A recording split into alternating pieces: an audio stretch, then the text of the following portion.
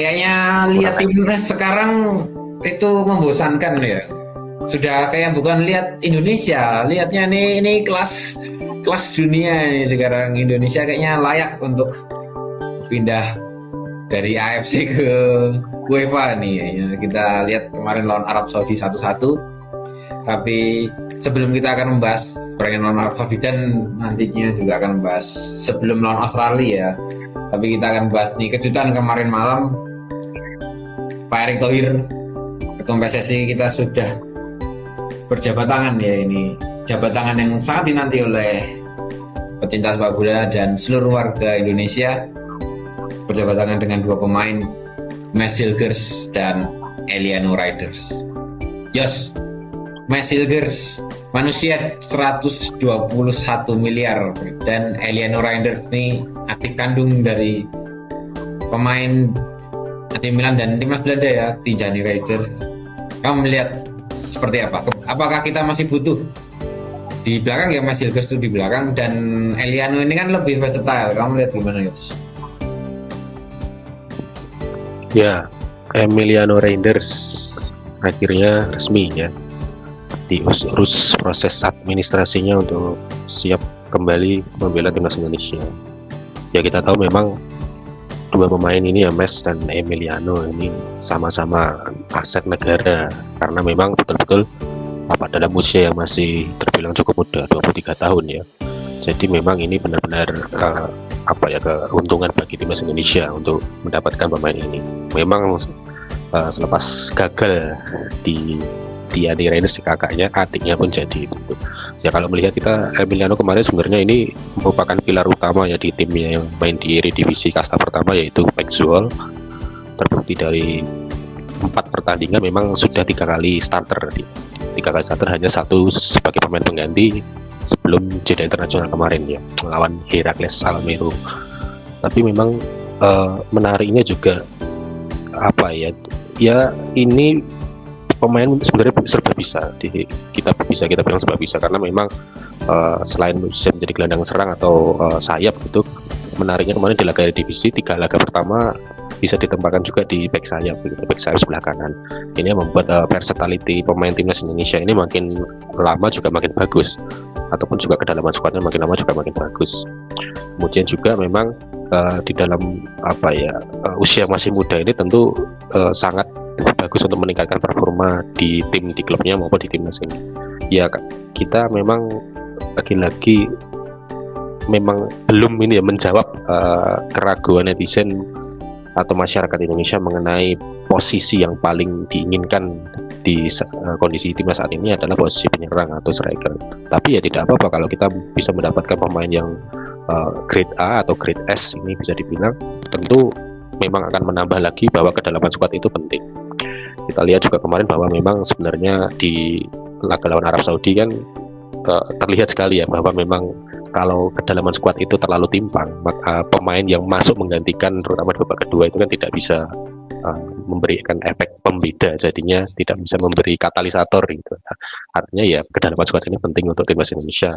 Agar memang nanti siapapun ketika pemain itu silih berganti dimasukkan, siapa jadi starter, siapa jadi cadangan, itu semuanya tetap bisa memberikan kualitas yang terbaik bagi timnas Indonesia, sehingga penampilan timnas Indonesia makin ke depan makin bisa membawa hasil yang lebih baik begitu di kualifikasi Piala Dunia, ataupun nanti ketika harapan kita bersama untuk lolos ke Piala Dunia semakin ya boleh kita lihat hilalnya sudah ada gitu, tanda-tandanya sudah ada. Memang masih laga pertama, tetapi ya kita optimis bahwa dengan langkah-langkah besar dari masyarakat dan PSSI kita bisa mewujudkan mimpi itu bersama-sama. Iya, Mads Hilgers dan Eliano Reinders ini ya memang dua pemain yang menurutku memang sangat dibutuhkan, terutama Mads Hilgers juga kita lihat ya bagaimana kita cukup dalam sebenarnya di belakang, tapi mungkin ada beberapa seperti Jordi Amat ya yang bukannya secara itu ya, cuman dia sudah sangat sering cedera dan sudah tidak di peak perform lah. Dan kita kedatangan Mads Hilgers ini masih sangat muda, apalagi dilihat dari market value-nya tentu kualitasnya di atas rata-rata. Dan juga Eliano tadi ini kalau ada sebutan pemain versatile, ini pemain super versatile menurutku ya, super versatile. Kalau di luar itu mungkin ada Eduardo Camavinga. Nah, di Indonesia ini ada Eliano Reinders. Pemain yang bisa bermain, ini aku lihat market value, lihat transfermarkt.com itu dia bisa main di gelandang bertahan, back kanan, back kiri, wing back kanan, wing back kiri, sayap kanan, sayap kiri, penyerang sayap kanan, sayap kiri, dan center forward. Jadi pemain yang bisa bermain di hampir semua posisi, mungkin kecuali back tengah dan kiper ini ya, hampir semua posisi dia bisa.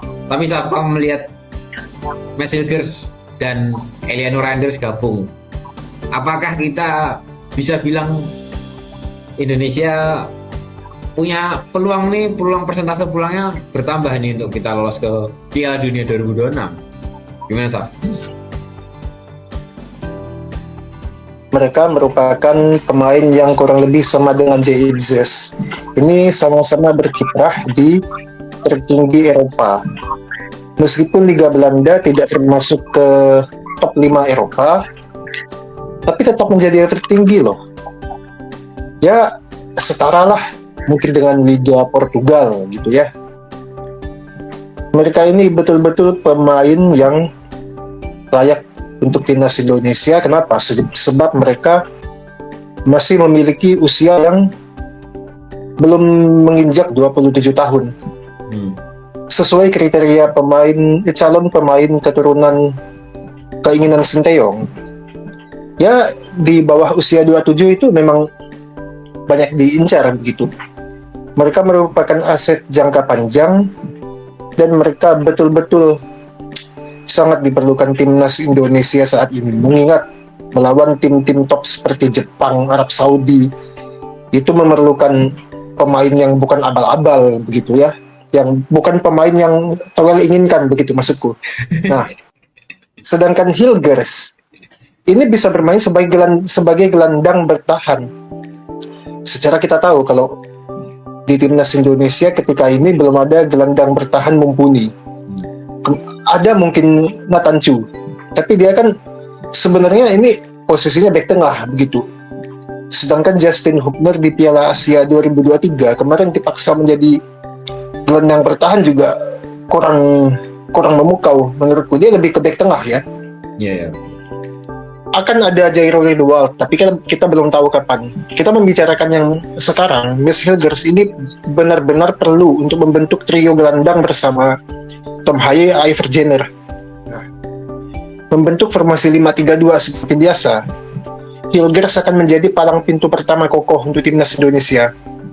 Sedangkan Eliano Reinders, dia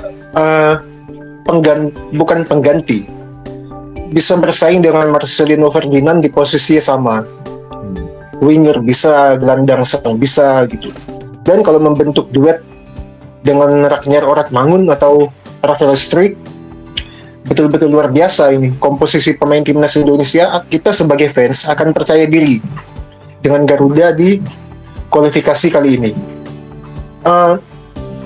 Lolos Piala Dunia itu sangat diinginkan kita.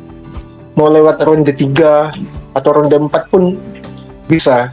Dan bermain di Piala Dunia dengan komposisi pemain seperti ini, plus ada tambahan-tambahan berikutnya, itu membuat kita sebagai fans semakin percaya diri.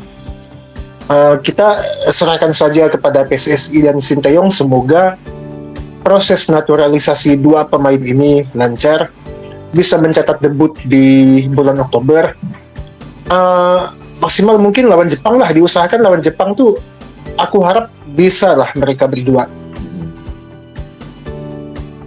Iya ya, bagaimana dua pemain ini prosesnya mudah-mudahan cepat, dan kalau dilihat sekarang mereka juga sudah latihan, mereka gabung latihan di Jakarta sama 26 pemain yang kemarin dipanggil.